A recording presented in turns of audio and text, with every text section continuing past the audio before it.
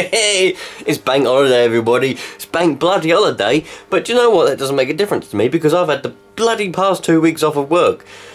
And I haven't managed to do anything really spectacular in that past 2 weeks. The first week I did a video every day. So I hope you lot enjoyed that video every day. That was quite fun to do.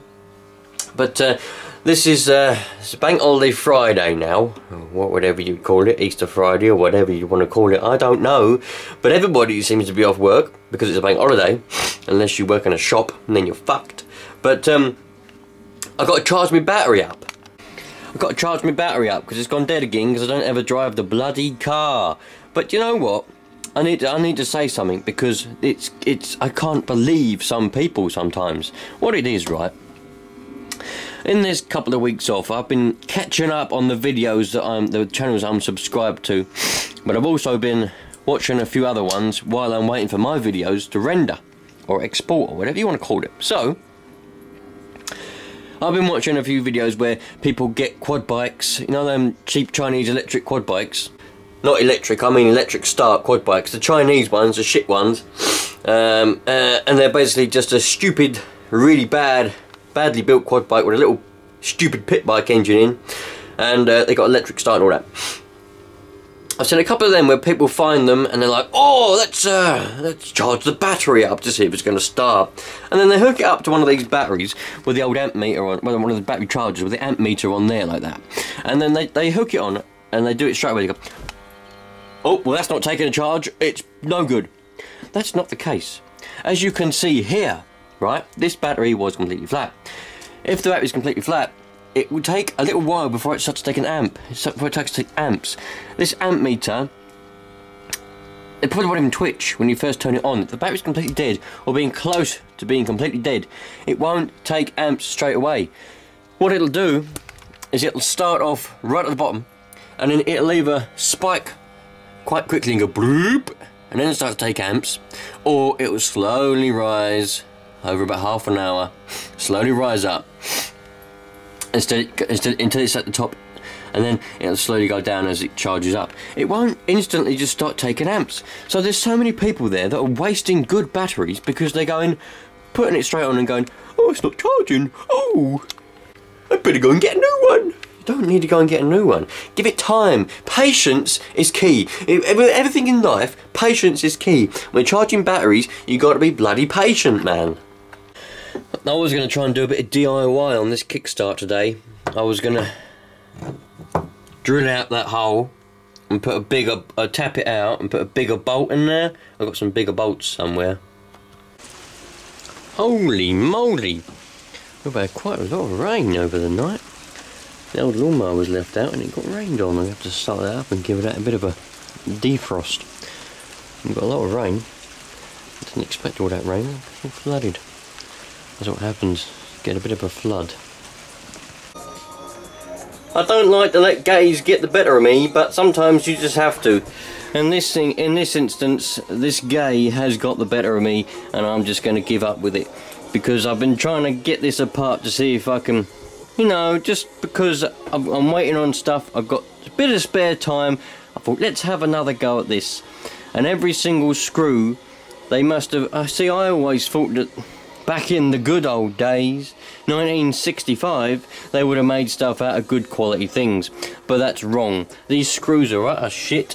And every single one that I've undone, that's the only one that's undone. All the other ones, they've just stripped straight out. So, see you later, alligator. I'm not going to do anything more with this. I'm probably going to put it back together, and that's going to be that. I'm not going to bother with it anymore because it's no point really, in my opinion. Now I might as well just go and do something a bit more useful. I've got a lot of patience for stuff if it's worth it. If that was a motorbike or a quad bike or something, then I would carry on and I'll drill out the screws and I'll just go and get new screws and it will all be perfect.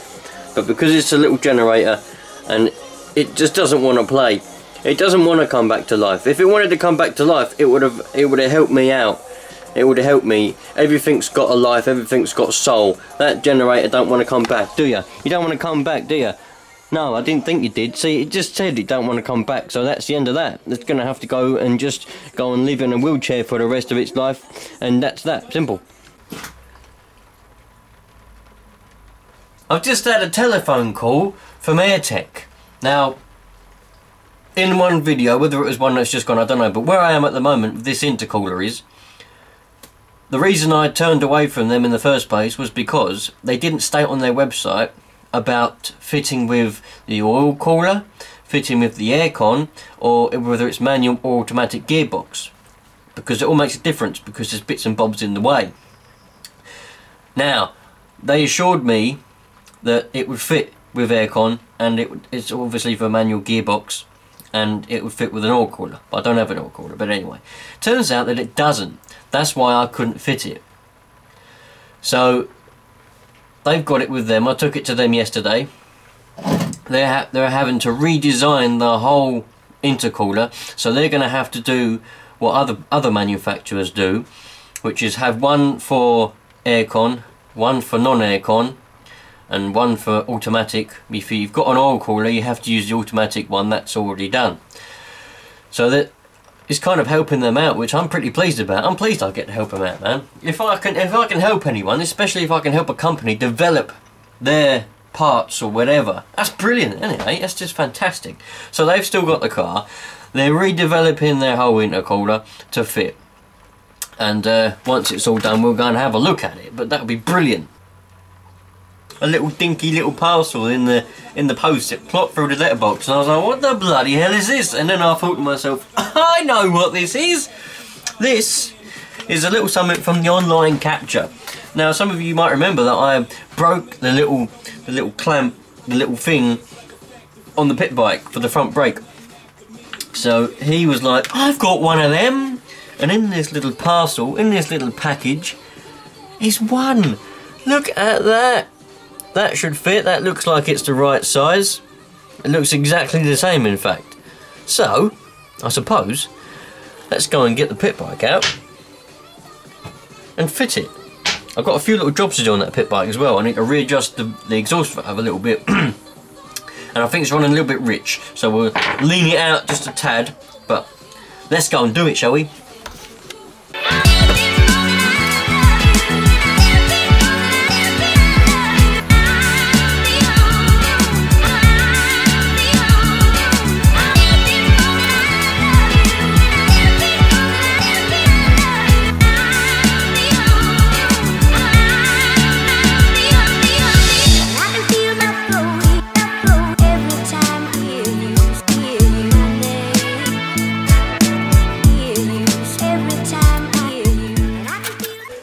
Right, this is something that I need to rectify, because everyone on the forums and everybody everywhere seems to say, they go, they're all the same, just get one, they're all the same. They're not bloody all the same. I know what I'm talking about. This isn't Online Capture's fault. He's a good guy, Goodwill, sent me this in Goodwill, and it looked the same in the picture that he sent me a picture of. But it's not, man, it's not. This is the trouble. This is the one that he sent me, right? This is, I don't know, it must be a standard size or something, I have no idea.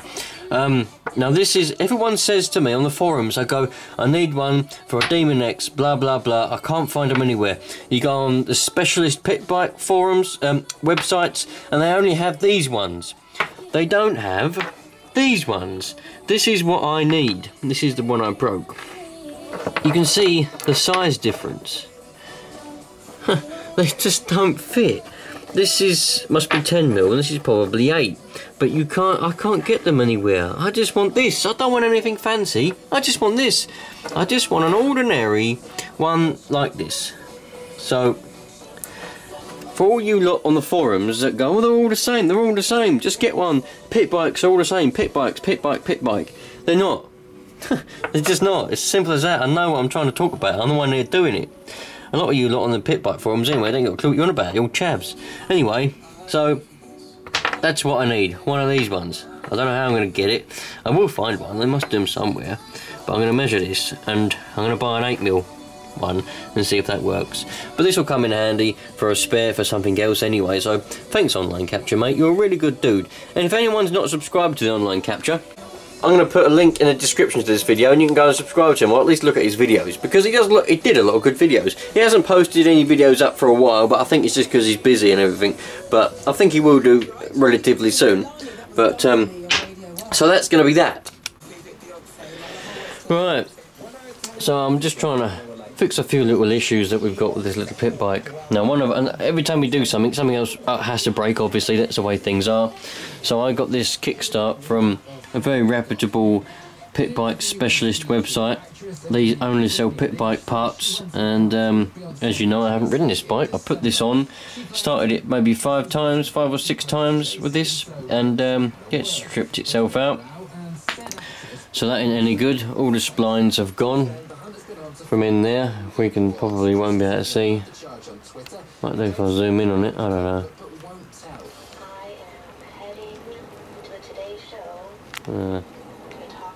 It's not really going to work, but the splines have all stripped themselves out on it, so I've had to put this old ugly one back on here. And also, when I tried to do it up a bit tighter, I took it off and repositioned it, the thread stripped out. So, you know, even if you go and buy what you think are quality parts from a reputable place, you know, sometimes it doesn't even work out, and I can't even take it back now because it's been over a year. So they're going to go, what the hell are you talking about? It's been over a year, man. So I've had to put that ugly one back on it. So I'm in the market for an actual steel one, because this is made out of stupid aluminium, which is rubbish. You don't want to make things like that out of aluminium. You want to make them out of steel. This root beer is the nuts. I've been drinking this for a little while now. I love a bit of this, and this one is Australian. Comes all the way from Australia. I think it's brilliant. It tastes a bit like the coffee mixture you have when you're a kid. So that's my beverage of choice for today anyway. And since this was a bit of a failure, and I haven't, well, and this broke anyway, so that's that down the drain. I'm going to have to try and find a better one. I thought to myself, well, I've adjusted the exhaust valve a little bit. The inlet one I think does need to go down a couple of valves, but we'll be alright. So I thought I'd try and get it running pretty smooth. I've been fiddling around with the carb, trying to get it to go a little, you know, just try and get it a bit better. Because you can't get to that adjustable needle down there. It's right there, you see it just hanging down, that little needle there on that carb, right in front of you. You can't, unless you've got a bendy screwdriver, you can't get to it. So I've just been using pliers, putting pliers on there and turning it like that. Then you can just turn it with the pliers. And we got it running pretty alright. It is a little bit quick. Turn that down a little bit. I don't want to turn it down too much. But I've got it running pretty well.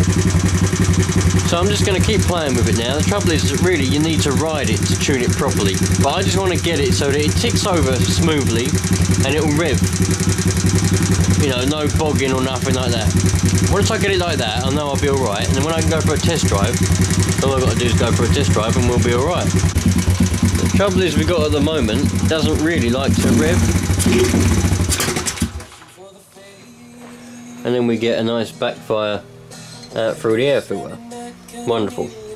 But it doesn't really like to rev. If you just try and rev it, it won't, it just dies. You have to build the revs up and then you can snap the throttle. So really it needs a little bit of adjustment. So I'm going to keep just fiddling with it until I can get it to rev smoothly. And then we'll be alright. I may go up a jet, but I'm not going to bother buying jets or nothing for this bike because I don't get to ride it often enough. So I'm just going to fiddle with it until it's alright. I've got a whole bag here of stuff. Got a load of work to go and do on the van at some point when the rain stops. I've got service to do on the Focus, but I can do that. I've got the brakes to do on that as well. And I've got all the parts behind there for brakes on the Discovery. But the Discovery's not here.